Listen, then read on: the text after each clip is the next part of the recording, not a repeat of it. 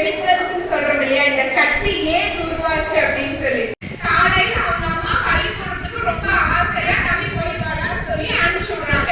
பையெல்லாம் போட்டு lunch back எல்லாம் எடுத்துட்டு நான் வெளியில சாப்பிட்டா கீழே கொட்டிடுறேன். அதுக்கு முன்னாடி அவனுக்கு என்ன இருந்து viscosity of the blood was higher. அது இங்கிலீஷ்ல இருக்கு, உங்களுக்கு தமிழ்ல சொல்றேன். அந்த நீர்மை தன்மை அதிகமாக இருந்ததினாலும் இதயம் அடைப்புக்குள்ளாக்கப்பட்டு ஹார்ட் அட்டாக்கில் இறந்து போகிறான்.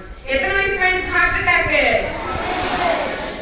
11th ஸ்டாண்டர்ட் படிக்கிற பையனுக்கு ஹார்ட் அட்டாக். நம்புமா?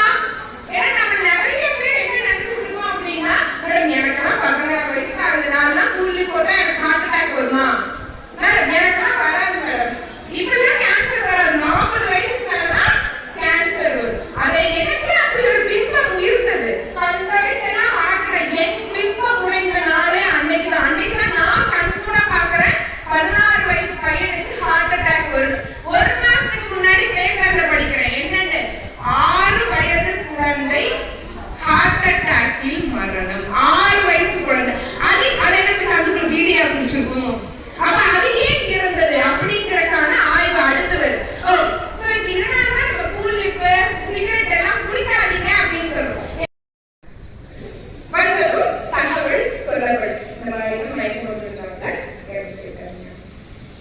அவங்க அம்மா எப்படி அப்படியா அழகாக இல்லையா தன்னுடைய குழந்தை இறந்து விட்டதுன்னு கேட்டதுமே அந்த அம்மா எப்படி அழகாக இது சஸ்பீஷியஸ் டேட். அப்படின்னு என்ன சர்ச்சைக்குரிய காலையில பள்ளிக்கூடத்துக்கு போயிருந்த பையன் 2 மணி செத்து போயிட்டாலும் சர்ச்சைக்குரிய மரணம் இல்லையா? அதை தெளிவுபடுத்துவதற்கு என்ன செய்வாங்க? உடற்கூ ஆய்வு போஸ்ட்மார்ட்டம் படிச்சிருக்கோம் முடியாது இல்லையா?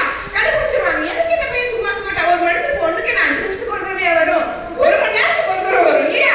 அப்ப கண்டுபிடிச்சிருவாங்க. என்ன பண்ணுவாங்க? பின்னாடி உட்காந்து அந்த புகையும் அந்த பையன் கூலி பயன்படுத்தும் போது உள்ள அந்த சாரை இறக்கும் போது அந்த சாரில் இருந்து வந்த கெமிக்கல்ஸும் அதுதான் கார்பன் மோனாக்சைடு. போதைப்பொருள் பயன்படுத்தி உடனே அவங்க அம்மா என்ன சொல்றாங்க?